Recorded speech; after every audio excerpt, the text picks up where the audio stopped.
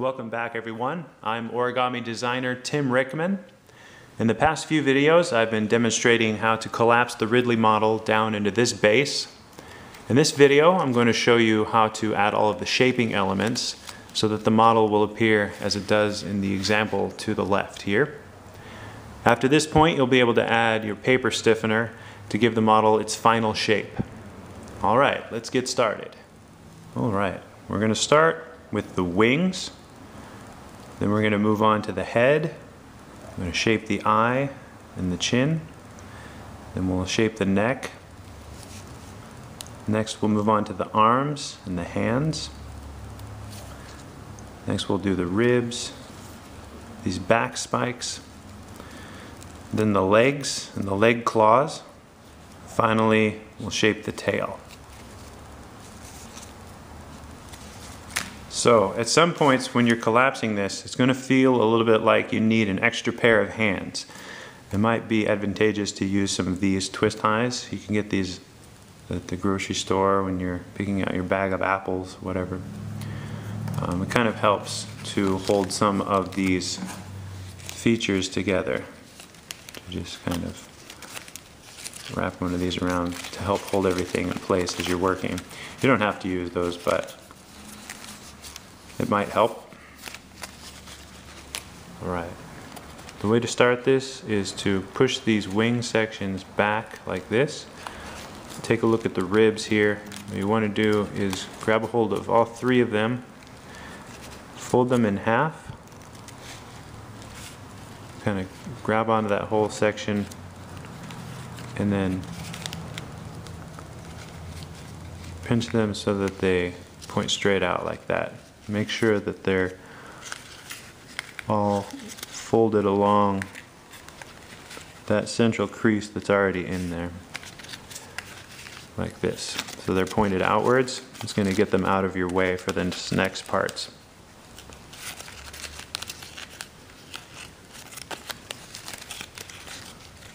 Now, take a look at the neck here.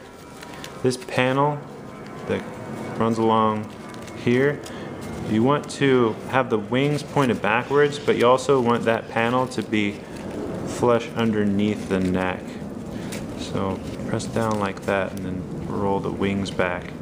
You're going to find the space one square above where the wing hinges into the body, and you're going to do like a diagonal crease like this. Okay, just to push that back and keep this running flat. You can do that on the other side.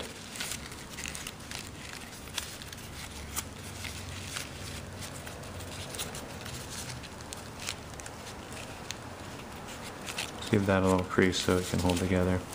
Okay, the head looks a little different in the final model. This is the bottom jaw, the top jaw. This is the back of the head, so that can point back. And the neck actually starts pointed this direction. So we can kind of hold everything together like this for right now. If you want to go ahead and put a twist tie around the head to hold all that in place, it might help to keep it out of your way, just for now. Now we're going to work on shaping the wings. We're going to go from what you see on the right to what you see on the left. So we need to spread sync here to start with. So get a hold of the wing like this, and then where this diagonal crease is, push that over and press this down, working the paper carefully to spread that bit of paper out. And then find the next layer underneath that. Keep everything pressed together underneath it. And then push both sides down here out. And really make sure this is going smoothly all the way to the corner. You might need to take a shaping tool, come behind, and make sure you're getting that as flat as possible. There's a lot of spreads like this throughout the shaping of the model, and always just take your time and make sure to get them as neat looking as possible. Okay, those two are done. What we need to do now is turn the wing over and do this one right here. So hold all this together, push these layers apart here, and then this one goes all the way to the tip of the wing on the reverse side now. Go ahead and spread that out just like this. Alright. This is what your wing should look like now. We need to flatten this out and then fold that in half and just push this over for now. And these mountain folds, you're going to make a crease that goes from this valley fold all the way to this point diagonally along that panel there. So just push those mountain folds over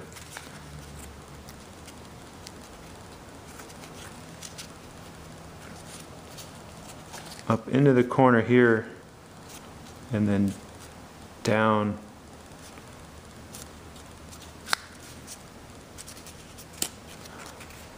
like this.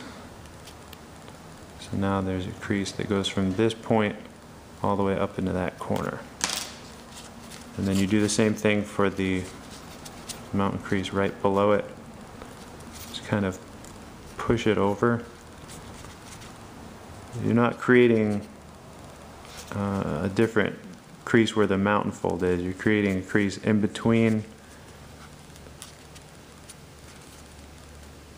the two mountain folds. You're creating a new valley fold in between those two,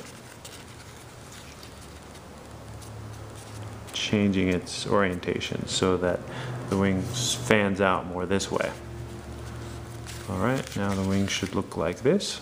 Okay, what we're going to do now is add one very tiny shaping element to the webbing in between the wings.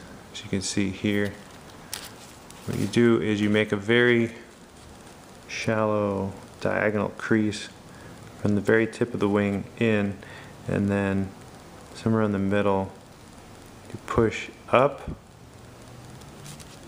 and create another crease to have it come back down.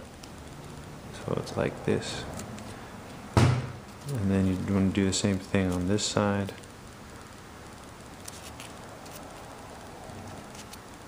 It might help to push these together just a little bit. Alright.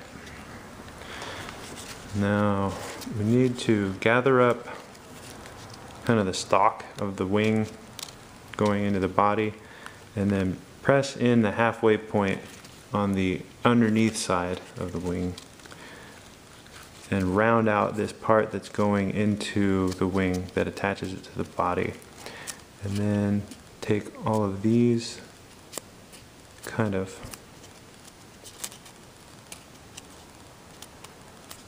round out the inside of that, and then do the same thing inside here. Fold all this kind of in half like that, leading up to this spike at the top. Kind of gives it some more stability. Then you want to go one step further back than where the natural hinge is, and that kind of helps keep the wing open a little bit, like this. Really spend your time with these details and try to get it as nice looking as possible. I have to hurry a little bit for the sake of the video being not too long. And then you want to thin down the spike on the top of the wing too by bisecting these angles and folding all of this and more of a compact spike. And then once that's down, push this to the side and kind of hinge down some of this paper like that to help the spike keep pointed out to the side, like that. Alright, so basically that's the wing. Just take your time and smooth everything out. Make sure it looks nice to you. Later we'll change the position to make it articulate the way we want it to. So now we're going to work on the head. Take a look in this area. You'll see this V shape, which is going to become the eye. We're going to do something similar to the spreads that we did in the wing. Press the model together like this, and now flatten out here and spread that shape out. Be careful not to press down too hard. This part's a little tricky. You want this one to be a little bubbly, if that makes sense. It holds its shape a little better. And just go ahead and get something like this going. Okay. Later you can kind of press if the model will work with you, and it'll pop back out like that when we need it to. And go ahead and do that on both sides, because it'll be difficult to do that later. So come in, push this layers to the side, and then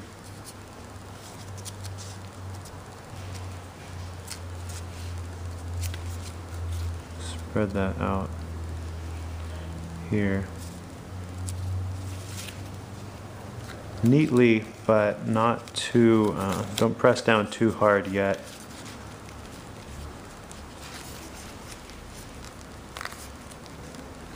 You want it to kind of bulge out a little bit. If you're having trouble with the later, you could even put some cotton in that to kind of hold it open as you're shaping it, and then remove it with some tweezers. Okay. As you can see on the example piece here, Ridley's neck travels down, back, and then back down again into the body. It creates that bump on the back of his neck there. So what we need to do is to gather everything up, point the ribs down, push the arms and the wings in front of the model, and then hold together all the pleats in the neck. And you'll see here 2 spaces above the folded edge of this spike. You need to make a valley fold, and then gather everything up, and 2 spaces above that make a mountain fold, and try to get everything as much as you can pushed into that valley, and really press down.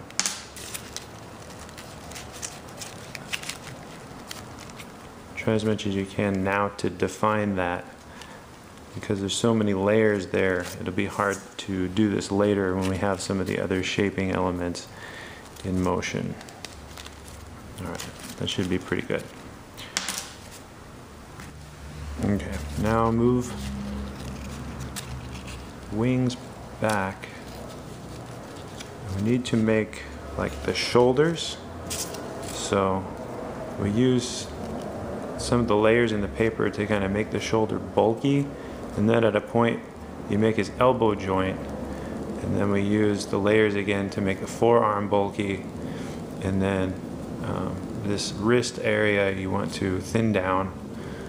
But right now I'm going to show you how to make the fingers. So we take the hand and this finger on the outside edge should be thinner than the other two. It has less layers in it. You're going to take and pull this and sort of hinge it back on both sides, making a new diagonal crease here. You'll see what I mean. As you push this back, make it diagonal and press this down like that. And that happens on both sides. So that this is the thumb. Ends up pointing, you want to get that pointed straight up. It'll shift around a little bit as we shape this.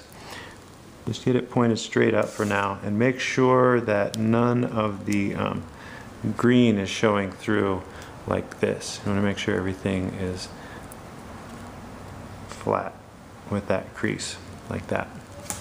Okay, now take the other finger, and it's thicker, so kind of reach in to the layers. Gather all this together, pinch it together here,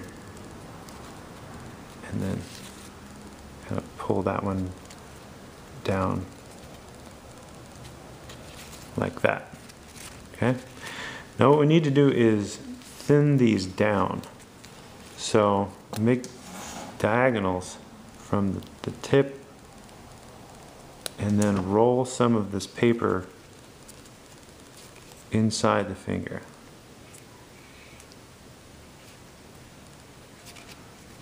Kind of like this. Okay? And do that on both sides, on all three fingers on each hand. Spend your time on this section. It'll take a little bit of work to get the paper to thin down, but essentially that's what you want. You just want these to go from kind of thick flaps to pointy claws.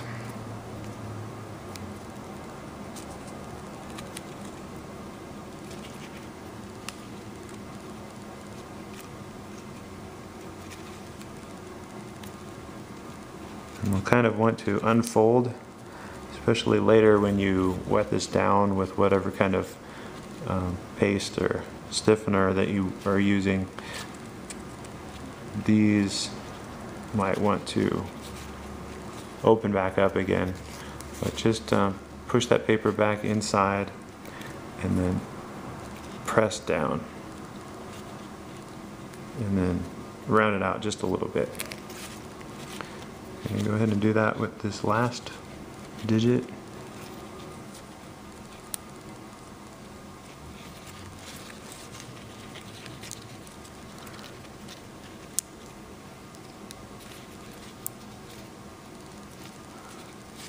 And then once you have those shaped, you want to kind of curl them in. So in towards the body, just make it look like kind of, you know, like this sort of a shape. Just a little bit. Okay, so that's the hand should look like. Now the arm, the hinge. So let's see here. You kind of want to go like right. How do we have it on this one? So there's the edge. 1, 2, 3, 4. So 1, 2, 3, 4 back. The fifth one, 1, 2, 3, 4, 5. Along this fifth one, I'm going to make a diagonal. And then this is the forearm and this is the top of the arm. So thin down the wrist by folding the layers of the wrist in half and kind of roll that. Oh, whoops, I think I did that backwards because the thumb is supposed to be pointed up. So roll it so that the belly fold you're making is pointed toward the inside of the body. So push in like that. Okay.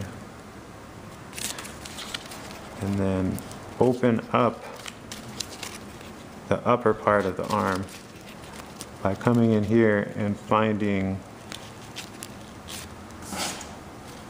kind of anywhere in between the layers really, but find one that looks like this along the diagonal, that you can spread one of these out.